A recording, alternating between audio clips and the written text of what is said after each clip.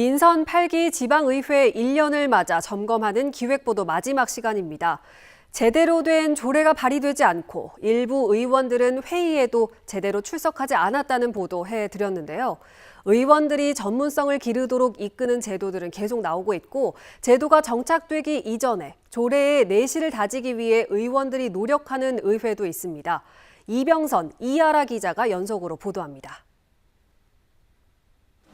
의원정책개발비는 의원들이 정책과 관련된 연구 용역을 맡겨 조례의 질을 올리자는 취지에서 2020년부터 배정된 예산입니다. 의원 1인당 연간 500만 원까지 쓸 수 있는데 영월군 의회가 올해 배정한 의원정책개발비는 의원수 7명에 맞게 3,500만 원입니다. 하지만 올해도 지난 3년간과 마찬가지로 전혀 사용하지 않았습니다.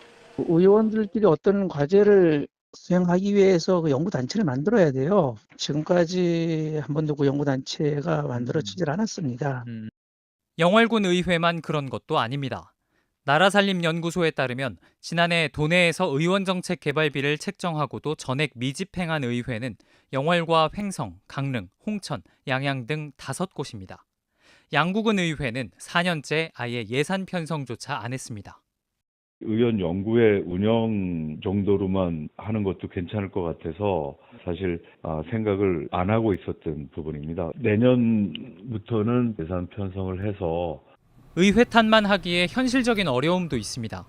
일반적인 연구 용역이 1,000만 원 이상 들기 때문에 한 사람 앞에 배정된 500만 원으로 연구를 진행하기는 어렵습니다. 이 때문에 의원들이 연구회를 조직하는 게 보통 의원정책 개발비를 사용하는 방식입니다. 원주시 의회 권아름 의원도 현재 같은 상임위원회 소속 의원들과 연구회를 하고 있지만 한계가 있다고 말합니다.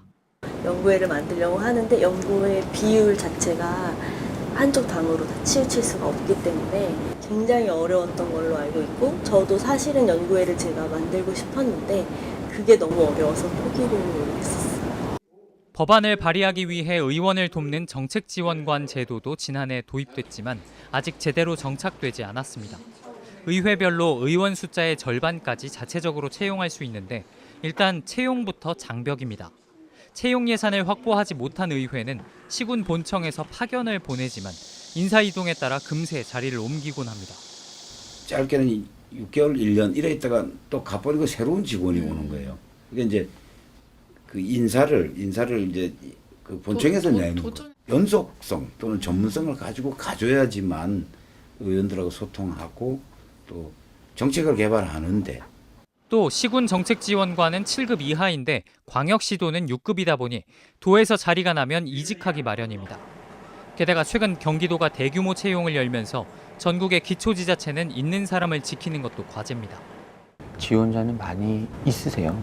있는데 어떤 역량이 있으신 분들이 의원님들을 지원하다 보니 일단 계속 채용은 이루어지고 있고 과도기인 만큼 광역지자체부터 정책지원관 공급이 안정되면 나아질 걸로 예상되지만 상대적으로 정주 여건이 나쁜 군 지역은 더 지켜봐야 할 걸로 보입니다.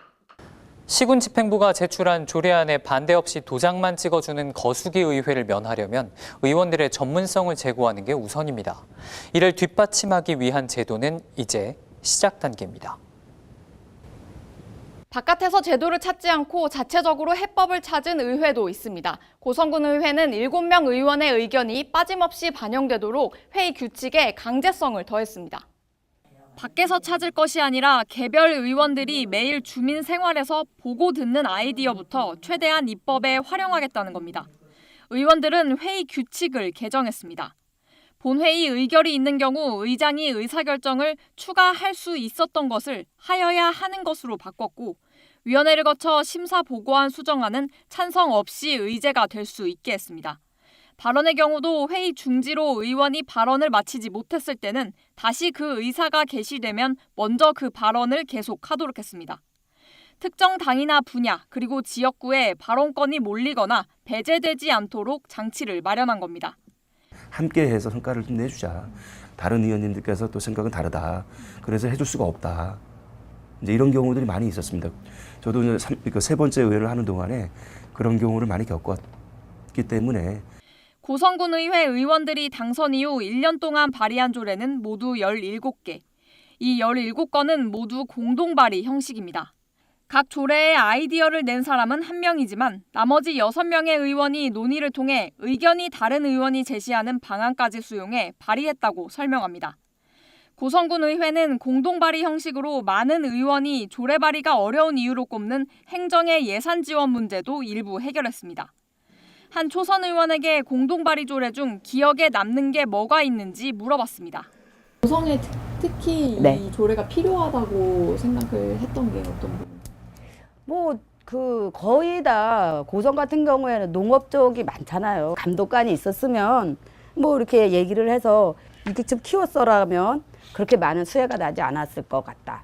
주민들의 소중한 투표로 의원 배지를 가슴에 단 강원 지역 기초광역단체 223명 의원의 1년.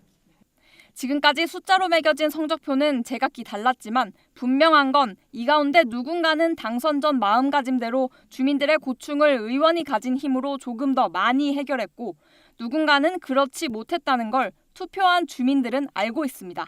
MBC 뉴스 이병선, 이하라입니다.